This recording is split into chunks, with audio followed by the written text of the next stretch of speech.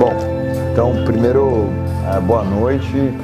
Queria, antes de entrar especificamente no que eu preparei aqui para conversar com vocês, agradecer o convite do João, que seguramente é uma das figuras mais importantes do anarquismo no Brasil, não no sentido de uma hierarquia de importância, mas porque é um cara que insiste em falar de anarquismo, em botar o anarquismo na roda, assim como foi a Soma, uma associação anarquista, uma associação libertária decisiva para a retomada das práticas anarquistas no Brasil.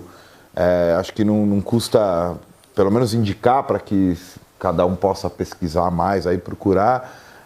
Se hoje o anarquismo, acho que até por efeito, em grande medida, das jornadas de junho e tal, entrou definitivamente na pauta, inclusive da grande imprensa, às vezes de maneira pejorativa, mas também passou a ser a ideologia predileta de certos professores que até outro dia dedicavam-se exclusivamente à produção de pesquisa e tal. Isso se deve a pessoas como Roberto Freire, a própria Associação da Soma, a pessoas como Jaime Cubeiro, como o Centro de Cultura Social de São Paulo, como o Centro de Estudos Ideal Pérez aqui no Rio. Quer dizer, o anarquismo passou por um momento muito difícil na chamada reabertura política, e pessoas como Roberto e grupos como a Soma foram importantíssimos para que isso não morresse, não acabasse.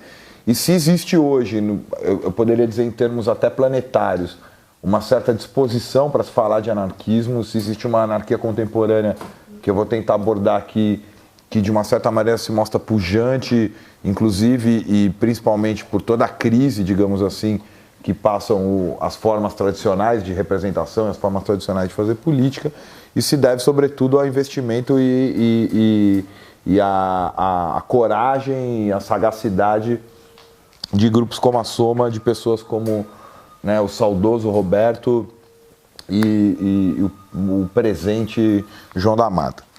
Então, por isso, eu em qualquer lugar que me chamarem, que me disserem assim, que está a Soma, que está o João, podem ter certeza que eu vou estar lá, porque são aliados de muito tempo e de muita estima também. Bom, apesar de tudo isso, apesar de uma história que é sempre importante se manter, se ativar e tal, eu pensei um pouco como mote aqui da conversa, e a ideia é eu falar rapidamente para que depois vocês possam colocar questões, que a gente possa conversar. Na verdade, uma passagem que é uma nota de rodapé, um pedaço de uma nota de rodapé não dita, não pronunciada pelo Foucault, no último curso que ele deu na vida dele, chamado Coragem da Verdade, onde ele, ao comentar a maneira equivocada como a filosofia tratou a questão do niilismo, ele faz o seguinte comentário, abre aspas: pouco importa a história da doutrina, o importante é estabelecer uma história das artes de existência. Ou seja, o pensamento ocidental, principalmente o pensamento ocidental moderno, ele é muito devoto, digamos assim, da história. E o que se entende por anarquismo, ou por anarquia, como eu prefiro chamar, para eliminar o termo ismo, o que se entende como anarquia contemporânea, depende em grande medida de um outro trato com a história, e um trato que pressupõe um tratamento da história enquanto uma atualidade, e não enquanto um conjunto de determinações passadas, nem de souvenirs de acontecimentos. Então, conforme o João falou aí, a ideia é tratar a anarquia contemporânea, antipolítica e cultura libertária, mas ao preparar aqui o que eu ia falar com vocês, eu dei uma invertida na ordem. Eu decidi falar primeiro, expor aqui o que eu entendo por cultura libertária, num segundo momento, o que constitui ou como a gente pode falar de uma anarquia contemporânea, e, por último, o que se entende, o que eu quero trazer aqui para vocês como uma antipolítica, lembrando que isso a ideia de antipolítica absolutamente não é original, quer dizer, a mesma década de 1840, a década de 40 do século XIX, que inventou o termo libertário, hoje tão maltratado, quer dizer, você vê marxista falando que é libertário, partidário falando que é libertário, que é um termo próprio do anarquismo, que é um termo que significa anarquista, um termo inventado por um poeta anarquista chamado Joseph de Jacques, que também foi um dos primeiros a usar esse termo antipolítica, mas, como eu disse, não interessa pouco a história da doutrina e o anarquismo nem é uma doutrina, mas enfim, mas sim estabelecer as possibilidades de uma arte da existência. Mas, por fim, eu quero tratar dessa questão da antipolítica, que eu acho bastante decisiva, inclusive para desmistificar algumas questões contemporâneas, como, por exemplo, a gente vive uma crise da representação. Não, a gente não vive crise nenhuma, né? Ela está apenas se adequando às novas formas dela estabelecer, e só à medida que haja uma recusa radical das formas de mediação e negociação, que eu chamo de antipolítica, é possível se superar, digamos, as novíssimas maneiras de produzir a dominação, as novíssimas formas de se produzir uma tecnologia de governo que estão aí anunciadas de várias maneiras.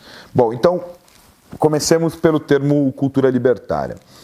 Na verdade, esse termo, ele apareceu um pouco que por acaso, a partir de umas pesquisas que eu comecei a fazer por volta de 2006, 2007, o Edson, que é meu companheiro no Sol, como o João já anunciou, Edson Passetti, ele tinha recebido um convite para escrever um pequeno livro sobre educação anarquista, educação libertária, e falou para mim, pô, você não quer escrever também junto comigo? Eu falei, beleza, vamos escrever. E a gente foi fuçar nas experiências de educação no começo do século no Brasil, que foram muito pujantes. E geralmente a historiografia tratava isso ou como pedagogia libertária ou como imprensa operária. E nós pensávamos que aquilo era um termo insuficiente para caracterizar um conjunto muito amplo e muito vasto de práticas dos anarquistas, não só no Brasil, mas no caso ali especificamente no Brasil, porque a ideia de uma imprensa operária estaria restrita a uma mera divulgação de um conjunto ideológico, de um conjunto de ideias, e a ideia de uma pedagogia libertária guardava ainda uma relação muito estreita com a ideia de escola, que era algo que a gente tinha em mente destruir na produção desse trabalho sobre a relação entre anarquismos e educação. E aí, no meio de discussões e tal, apareceu essa ideia de cultura libertária, e que a gente trabalhou depois em outros textos, mais especificamente eu dei continuidade a isso na minha pesquisa de doutorado, e a gente chegou a uma definição mais ou menos enxuta no seguinte termo: a produção de uma vida livre, né, que se experimenta na luta como prática de liberdade. Quer dizer, a cultura libertária, ela é, para além da divulgação de um determinado conjunto de ideias e para além da simples aplicação de uma técnica pedagógica, é essa produção da vida livre que se experimenta na luta como prática de liberdade. E nesse sentido, a gente já tem uma primeira diferenciação em relação à palavra liberdade para todo outro conjunto de usos que essa palavra aparece, principalmente no pensamento liberal, mas também no pensamento marxista, na qual, para qualquer anarquista, eu posso dizer isso sem medo de errar, nas suas várias formas de manifestação, a liberdade é, antes de mais nada, uma prática, né? Ela não é um conceito, não é um valor, não é um princípio, mas ela é uma prática. Ela só existe se ela é capaz de ser realizada, ela não é algo que vai se buscar, nem algo que vai se construir. Obviamente é algo muito difícil de se definir, porque se ela é uma prática, ela é algo que se experimenta, né? Eu costumo brincar que é igual torcer pro Palmeiras, tipo... Eu não sei como explicar para você qual é a emoção que eu tenho de torcer pro Palmeiras, porque é uma coisa que eu sinto e que eu pratico, né? Só quem talvez pratique a mesma coisa que eu possa compreender sem palavras, né? Mas para não dizer que eu sou antidemocrático, embora eu seja, mas essa é uma longa discussão, podem transferir isso para os times respectivos de vocês. Mas voltando para a questão da liberdade, era uma prática, enfim, como que alguém pode chegar aqui e definir, liberdade é é muito difícil. Só que, na questão, dentro da história dos anarquismos, né, essa prática, ela se afirma e ela existe num combate, né? Ela nunca existe enquanto um lugar idílico, um safety place, né? Como o liberalismo gosta de definir também, mas ela existe enquanto um lugar de tensão e de embate, que não necessariamente é um espaço digamos, de confronto no sentido violento da palavra, mas é um espaço de tensão, porque tá livre é fora desse campo da segurança, né? É fora desse campo do esperado e disposto ao inédito, e o inédito pode eventualmente irritar você, me irritar qualquer pessoa, e há nas práticas anarquistas uma disposição para lidar com esse inédito. Então, a gente não pode pensar agora, partindo por uma definição mais negativa, digamos assim, de cultura libertária, a cultura libertária como uma prática de formação política, mas sim como uma espécie de prática difusa. Ela também não é nem uma tática, nem uma estratégia de difusão do ideário, né? Ela também não é um compartilhamento de informações, como também ela não pode ser restrita a uma simples troca de ideias. Quer dizer, as práticas da cultura libertária, pelo menos enquanto eu entendo elas dependem de uma certa convivência, elas dependem de uma certa longevidade das relações, né? O que, se a gente pensa em termos de uma sociedade de controle, irrita ainda mais do que ela irritou lá no começo do século XX, com os anarquistas, principalmente no Brasil, ainda sob a dominância do que seria uma sociedade disciplinar ou uma tecnologia de governo ainda disciplinar. Talvez uma definição, uma outra possibilidade de definição positiva dessa cultura libertária seria chamá-la de uma espécie de força estranha que se dispensa das relações entre meios e fins, né?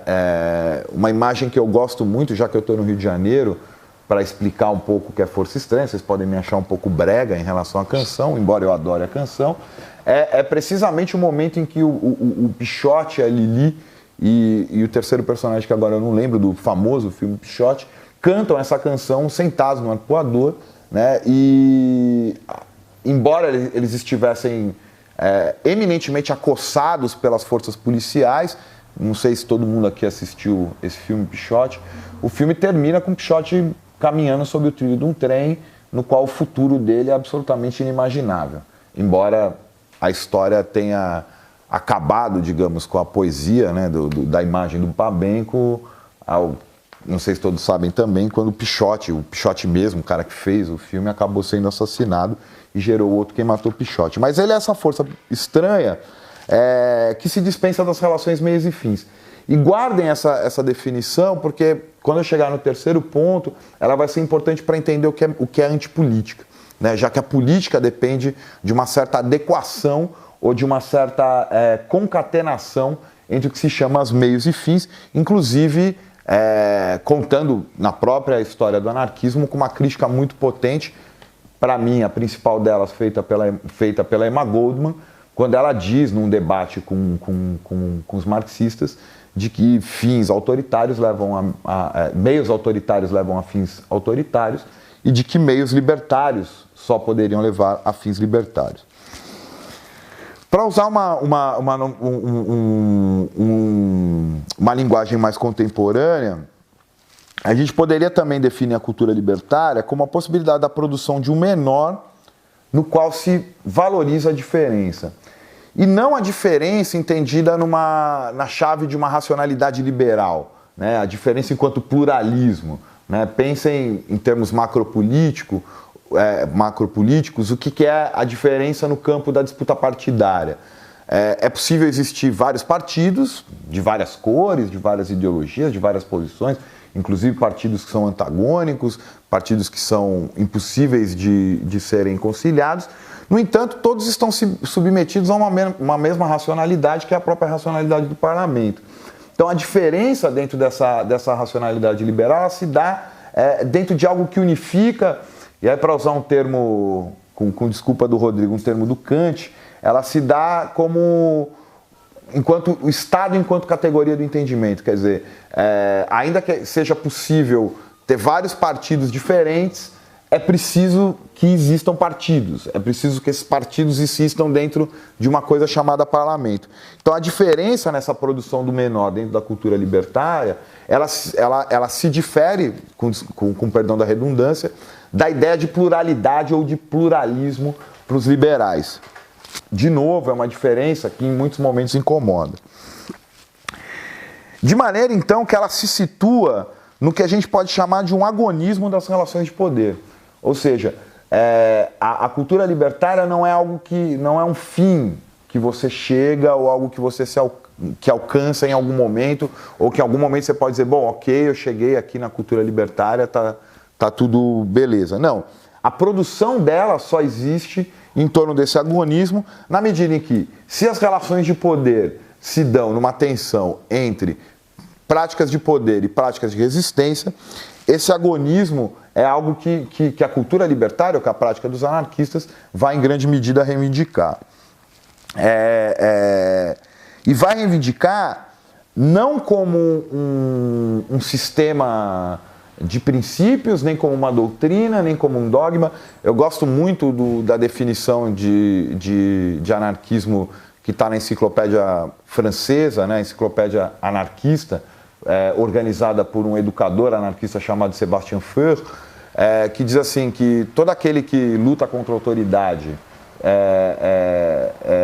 e se levanta diante dela é um anarquista.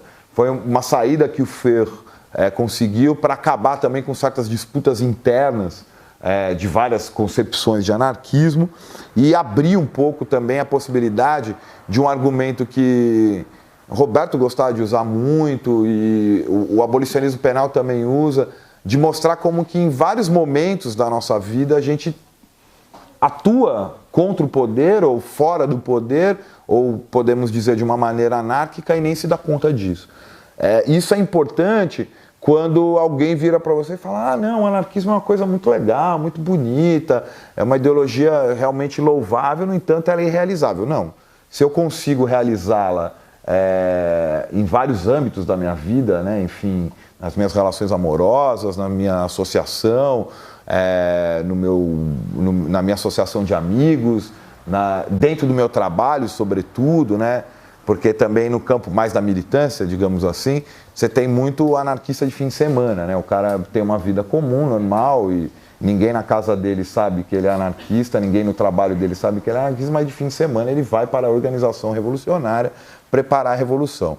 A concepção aqui, que também é muito próxima das nossas conversas já de mais de década na Soma, é que só faz sentido você falar de anarquismo, de anarquia, dentro de uma cultura libertária, se você é capaz de sustentar isso, inclusive no campo onde você está submetido ao seu patrão, digamos assim. Né? Bom, o que nem sempre é fácil. Né? Um parênteses muito rápido, a gente que está dentro da universidade há algum tempo já ouviu de muito, vocês são anarquistas acadêmicos, burgueses e tal. Bom, mas você pegar meu lápis, minha tese de mestrado, doutorado, lá está anarquismo bem explícito, bem claro para ninguém ter dúvida. E de alguma maneira isso constitui a prática, de alguma maneira isso gera problemas, tenho certeza que não estou aqui para fazer muro de lamentações, mas que é importante que isso esteja conectado à sua prática cotidiana de alguma maneira.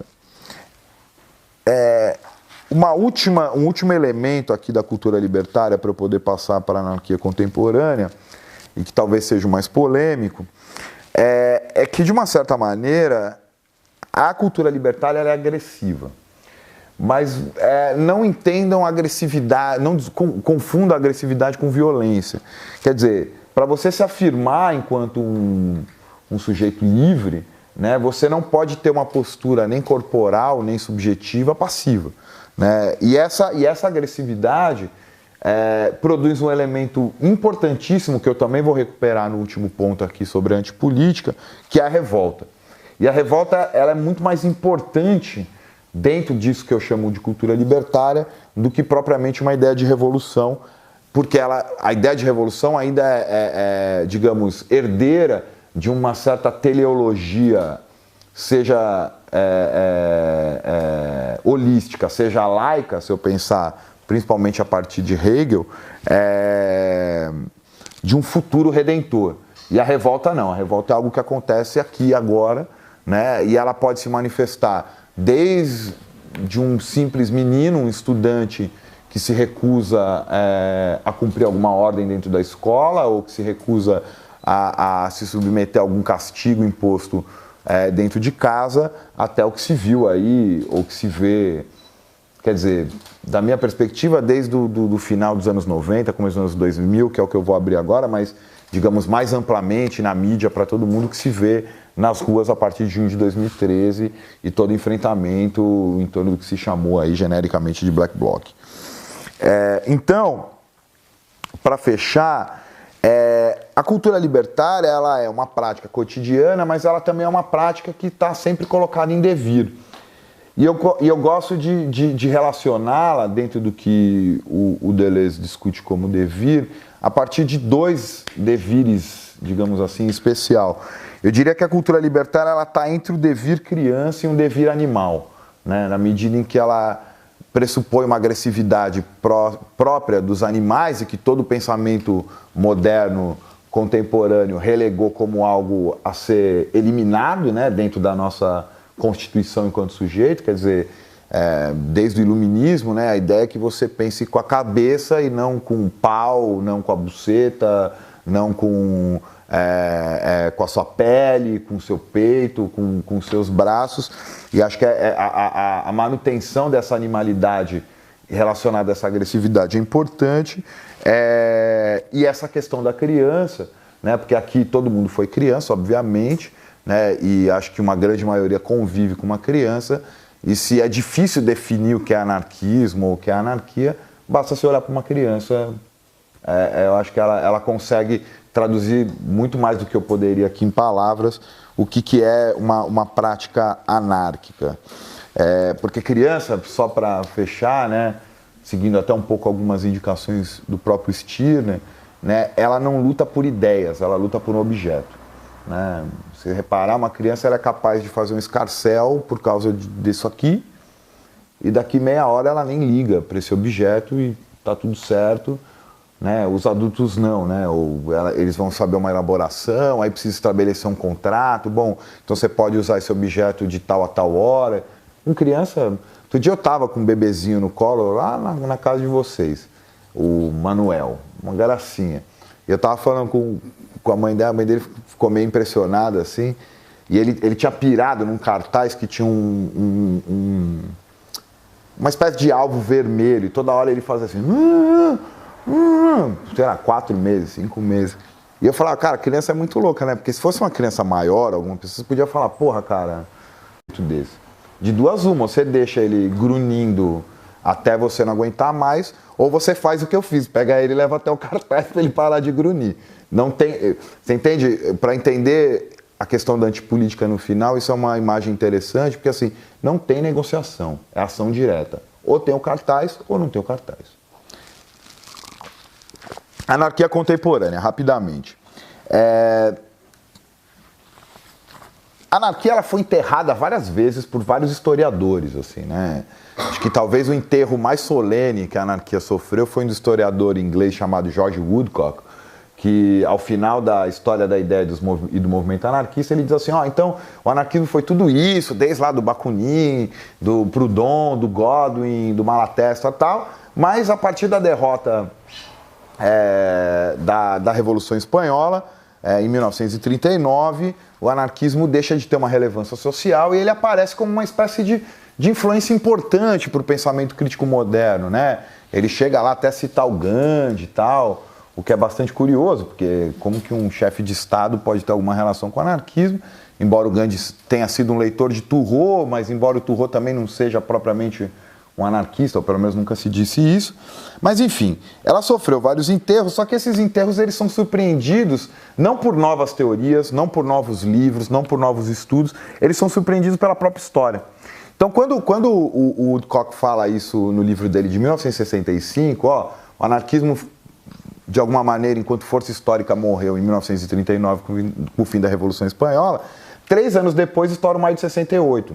E o que foi 68 no mundo inteiro, foi 68 Marcha dos 100 Mil aqui, foi 68 Movimento Negro, Feminismo nos Estados Unidos, foi 68 com os estudantes não só na França, foi 68 com a primavera, com uma nova primavera dos povos em todos os países socialistas e tal. E aí o Woodcock, acho que até num ato de honestidade, para ser generoso com ele, vai e faz um pós-escrito ao livro dele e fala, olha gente, então eu errei, tá? O anarquismo continua vivo, 68 é uma prova disso. Só que 68, principalmente para a maioria das pessoas aqui, inclusive eu, é uma coisa um pouco distante, né? Eu, pelo menos, quando tinha lá meus 20 e poucos anos, ficava meio irritado. Porque né, os caras falavam 68, 68, 68. Só que, cara, eu, por exemplo, nasci em 80, eu não vivi 68, então pau no meu cu, né? Tipo, eu não vi 68 e acabou.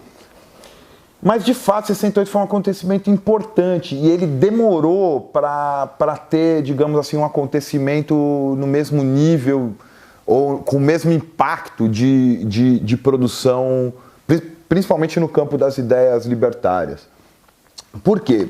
Grande parte da crítica de 68 foi, de alguma maneira, capturada ou incorporada pela própria racionalidade neoliberal. Né? Talvez a imagem mais acabada dessa captura sejam as empresas do Vale do Silício. Né? 68 criticava toda a burocracia, o trabalho, a rotina, tal, né? Os textos do Provos, os textos da Internacional Situacionista, a ideia do Crises, né? Contra o trabalho, caramba.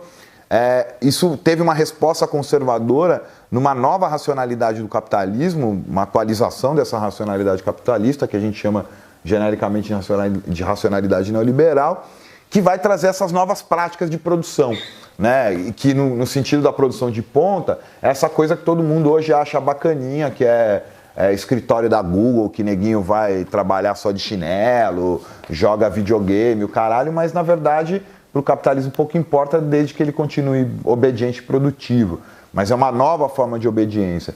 E isso foi, talvez seja uma limitação de referência minha, mas existe um estudo bem curtinho e simples de ler, chama a Cultura do Novo Capitalismo, que é de um sociólogo estadunidense chamado Richard Sennett, onde ele mostra bastante isso, assim, como que 68 produziu uma grande crítica à burocratização das relações sociais e que a quebra dessa jaula, né, como chamava o Max Weber, ao invés de trazer a nossa libertação, trouxe uma nova forma de servidão para a gente, que é, por exemplo, isso aqui, né? Sei lá, domingo você responde um e-mail do seu trabalho, você fala com o seu orientador no WhatsApp, quer dizer, você não para de trabalhar nunca, quer dizer, você rompeu a disciplina da fábrica, mas você leva o trampo no bolso, para dizer de um jeito bastante brutal, digamos assim. E demorou para aparecer uma crítica radical a essa nova forma de capitalismo. Por quê? Se no campo das relações de trabalho, das relações cotidianas, a gente passa a responder essa nova racionalidade neoliberal, que, ao contrário do que acreditaram os marxistas, não era uma ideologia, mas, para usar uma definição do Foucault no Nascimento da Biopolítica, a racionalidade neoliberal é uma certa forma de ser e de imaginar, né? Olha a potência disso, né? Quer dizer, não é uma grande ideologia que é a desregulamentação do Estado e pronto, acabou. Não, ela vai produzir uma nova forma de ser e imaginar. Isso é muito sério. A gente pode conversar sobre isso depois. Mas, no campo macro, digamos assim, ela também produziu imediatamente duas coisas, que foi uma espécie de enterro do discurso e da prática anticapitalista, quer dizer, acabou, o socialismo foi pro vinagre, não tem mais como produzir alguma coisa fora do capitalismo, então vamos nos democratizar ou vamos tentar democratizar o capitalismo. Existem livros, digamos, meio famosos desse ato de contrição dos antigos socialistas, né? Claude Lefort, aquele outro francês, o Régis Debray, todo mundo que era assim da guerrilha, guevarista, o caralho, falou, então, gente, fudeu, o negócio é investir no welfare state, olha lá. Bom, e claro, né, com a grande narrativa, ou a narrativa que condensou tudo isso, que é a famosa tese do cientista político e filósofo hegeliano Francis Fukuyama, que declarou o fim da história.